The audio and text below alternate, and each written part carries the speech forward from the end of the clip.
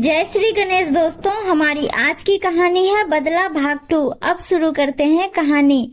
Police की औपचारिकताएं पूरी करने के बाद डॉक्टर ने पोस्टमार्टम करने के बाद लाश मालती को सौंप दी। इस घटना के बाद मालती शहर में नहीं दिखी। दिलावर दूसरे दिन पोस्टमार्टम करने वाले डॉक्टर से मिला और उससे पोस्टमार्टम के बारे में पूछा। डॉक्टर ने कहा, गोली सामने से सीने के बाईं ओर मारी गई थी। कोई पेशेवर हत्यारा था, वह मैं ही था। और तुम्हें कैसे मालूम कि गोली सामने से मारी गई? दिलावर ने पूछा। जी, सामने कार्बन के ट्रेड मार्क्स थे और परवेश का घाव सामने ही था। दिलावर ने पूछा, तुम्हें कैसे मालूम कि घाव सामने ही था? डॉक्टर ने जवाब दिया, उसके किनारे अंदर की ओर थे। अच्छा, तो गोली बाहर निकलने का घाव पीछे की ओर होगा, क्योंकि वह बड़ा होगा और उसके किनारे फटे होंगे। हाँ, डॉक्टर ने जवाब दिया। अब दिलावर ने चेकबुक निकाली, उस पर पहले से ही हस्ताक्षर थे। फिर डॉक्टर से कहा कि अमाउंट अपनी औकात के अनुसार भर लेना, पर घाव सिर के बाजू में ही चाहिए। डॉक्टर बोला, मैं ऐसा नहीं कर सकता। दिलावर ने पिस्टल निकालकर टेबल पर रखा। डॉक्टर कांपने लगा और बोला, गोली के अंदर जाने का घाव खोपड़ी के दाहिनी तरफ ही होगा और त्वचा जली हुई होगी। दिलावर गनमैन के साथ बाहर चला गया। दिलावर एक दबंग और प्रभावशाली व्यक्ति था। उसके पास पैसों की कोई कमी नहीं थी, इसलिए उसने अपने प्रभाव से डॉक्टर से भी मालती के पति की पोस्टमार्टम रिपोर्ट बदलवा दी थी। डॉक्टर ने सिर में गोली लगने की बात पोस्टमार्टम रिपोर्ट में लिखी थी, जबकि पुलिस ने जो पंचनामा बनाया था उसमें गोली सीने पर बाईं ओर लगने की बात लिखी थी। इसका फायदा दिलावर को कोर्ट में मिला। कोर्ट में पुलिस और पोस्टमार्टम करने वाले डॉक्टर की अलग अलग रिपोर्ट देखकर जज भी हैरान रह गया। दिलावर के वकीलों ने कोर्ट में दलील दी कि उनके क्लाइंट को रंजिश के चलते इस केस में फंसाया गया है। उनका इस हत्या से कोई संबंध नहीं है। इसका नतीजा यह हुआ कि सबूतों के अभाव में कोर्ट ने दिलावर को हत्या के इस केस से बरी कर दिया। दिलावर के छूट जाने के बाद मालती को बहुत दुख हुआ।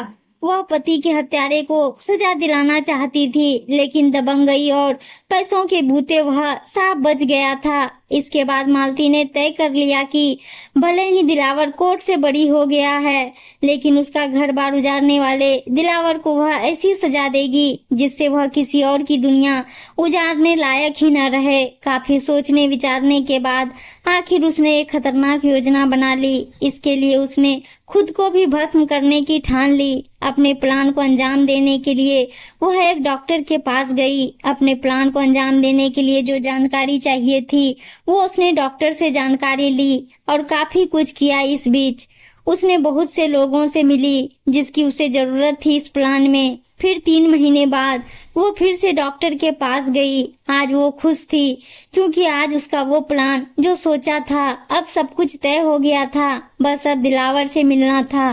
3 महीने बाद रात को मालती दिलावर के घर पहुंची। दिलावर उसे देखकर अचकचा गया। उसने कहा, इतने रात को तुम यहाँ? जी, मेरे पति तो गुजर गए। मैंने आवेश में अपनी बैंक नौकरी से भी इस्तीफा दे दिया। मैं बदनाम हो गई थी, अब आपका ही सहारा है, वह बोली। दिलावर खुश होकर बोला, सहारा मजबूत पेड़ का ही लेना चाहिए। महिलाओं की मनमोहक सुंदरता पुरुषों को आकर्षित करती है, इसलिए वे खुद को संभाल नहीं पाते। मैं हैरान हूँ कि तुम्हारा आकर्षण अभी तक बरकरार है। तुम्हारा स्वागत है। इस तरह मालती दिलावर की प्रेमिका बनकर उसके साथ रहने लगी। उसे रोज रात को दिलावर को शरीर समर्पण करना पड़ता, जिससे उसे अत्यंत खुशी होती। 3 महीने बाद दिलावर को फ्लू जैसा बुखार आया, जिससे मालती को दिल में अत्यंत प्रसन्नता हुई। वह दिखावे के तौर पर चिंतित होकर बोली, सर, मैं फैमिली डॉक्टर को बुला लाऊं? अरे नहीं, सामान्य बुखार और खांसी है, खुद व खुद ठीक हो जाएगा। दिलावर बोला, नहीं नहीं, मुझे आपकी बहुत चिंता रहती है, आप ही तो मेरा सहारा हैं। कहती हुई मालती बाहर चली गई और दिलावर के फैमिली डॉक्टर को बुला लाई। दिलावर के फैमिली डॉक्टर शहर के प्रसिद्ध डॉक्टर थे।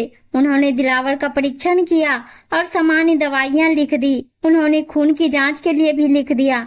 आगे की कहानी अगले भाग में। अगर इंतजार है तो कमेंट कीजिएगा। उम्मीद है दोस्तों कहानी अच्छी लगी होगी, और अच्छी अच्छी कहानियां सुनने के लिए चैनल को सब्सक्राइब और वीडियो को लाइक शेयर जरूर कर दीजिएगा।